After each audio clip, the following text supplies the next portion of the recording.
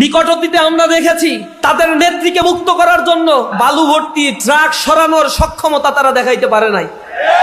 সেদিন ওই বালু ভর্তি ট্রাক সরানোর জন্য ইসলামী ছাত্র শিবিরের ভাইরা সেখানে গিয়ে শহীদ হয়েছিল।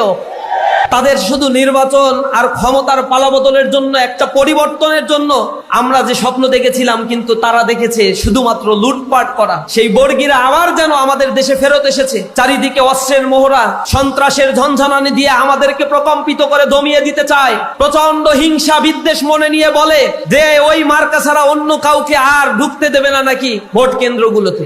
আমরা তাদের এই হুঙ্কার দেখে লজ্জা পাই। তারা একটা বালু ভর্তি ট্রাক সরানোর সক্ষমতা তারা দেখাইতে পারে নাই।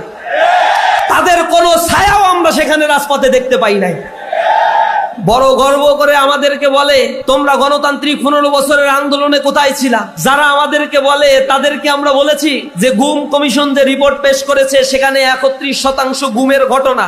একক ছাত্র সংগঠন হিসেবে একমাত্র ইসলামী ছাত্র শিবিরের জনশক্তিদেরকে 31% গুম করা হয়েছে।